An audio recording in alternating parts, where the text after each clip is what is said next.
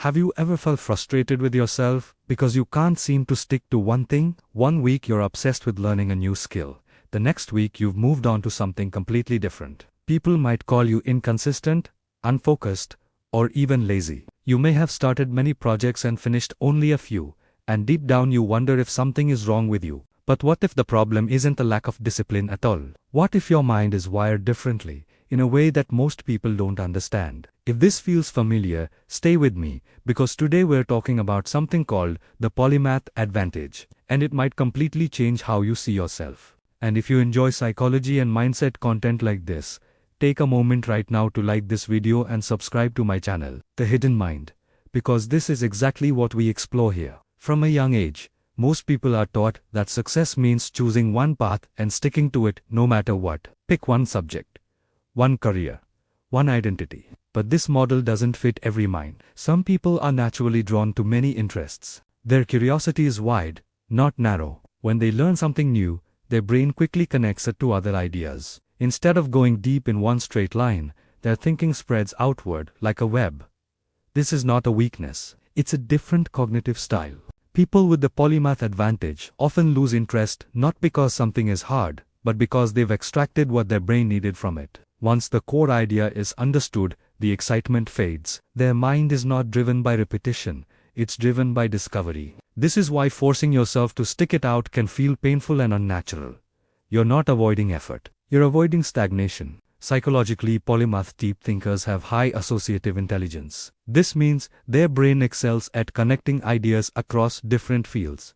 You might be interested in psychology, technology, art, philosophy, business, or science, sometimes all at once. While specialists go deep into one box, polymaths connect multiple boxes together. This is where innovation happens. Many breakthroughs don't come from knowing one subject extremely well, but from combining ideas that were never meant to meet. Another reason you may struggle to stick to one thing is rapid learning speed. When your brain learns quickly, the early phase of any new skill feels exciting. Progress is fast, but once the learning curve slows down, and mastery requires long repetition, your stimulation drops. Other people push through because they rely on external rewards. You lose interest because your motivation is internal. Without novelty or meaning, your brain disengages. You may also notice that your identity feels fluid. You don't like being boxed into one label. Today you feel like a creator, tomorrow a thinker, another day a learner. This confuses people who built their identity around one role. But polymath minds evolve constantly. They don't cling to a single version of themselves. They adapt. This flexibility can look like inconsistency, but it's actually cognitive agility. Many people with this advantage grew up being misunderstood. Teachers may have said you had potential but no focus. Family members may have pushed you to choose something practical and stick with it. Over time, you may have internalized the idea that something is wrong with you. But research shows that generalist thinkers often outperform specialists in complex, unpredictable environments. When rules change, polymaths adapt faster. There's also a strong emotional side to this. Polymath individuals often feel deeply and think intensely. When an interest no longer aligns emotionally, continuing it feels draining. You're not quitting because you're weak. You're listening to your internal feedback system. The problem is that society rewards endurance over alignment, so you're taught to ignore that signal. Another hidden trait is big picture thinking. While others focus on immediate tasks, you naturally think in systems. You want to understand how things fit together. If a project feels isolated or pointless in the larger picture, your motivation collapses. You need meaning, not just progress. This is why traditional routines often fail for you. They don't feed your need for context. You may also have a history of starting strong and being praised early, then losing interest later. Early success creates expectations, but expectations create pressure. Once an activity becomes associated with obligation instead of curiosity, your mind resists. This is especially common in highly intelligent or creative individuals. Freedom fuels their best work. Pressure suffocates it.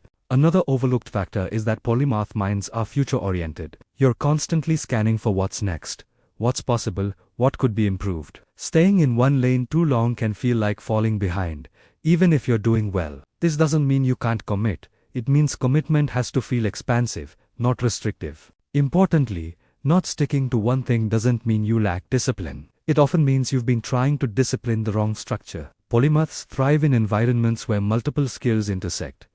Roles that allow learning, synthesis, and evolution suit them best. When placed in rigid systems, they look unfocused. When placed in flexible systems, they excel. You might also notice that, over time, nothing you learned was wasted. Even the things you quit come back later in unexpected ways. Skills connect. Knowledge overlaps. Patterns repeat. What looks like random exploration is actually subconscious preparation. Many polymaths don't realize their advantage until years later, when everything suddenly clicks together. The key is not forcing yourself to become a specialist if your mind isn't built for it. The key is designing a life that uses your natural strengths. Learn to finish what matters, but allow yourself to explore widely. Depth and breadth don't have to compete. They can alternate. If you've spent years feeling guilty for not sticking to one path, let this be your reminder. Your mind may not be broken. It may be multidimensional. The world needs people who can connect ideas, adapt quickly, and see what others can't. That's the polymath advantage. I'd love to hear from you. Do you relate to this pattern of jumping between interests? Or have you been criticized for not sticking to one thing? Share your experience in the comments.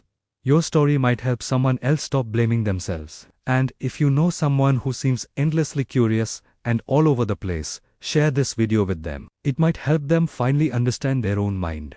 Before you go, make sure to like this video and subscribe to my channel, The Hidden Mind, so you don't miss the next story that might change the way you see yourself.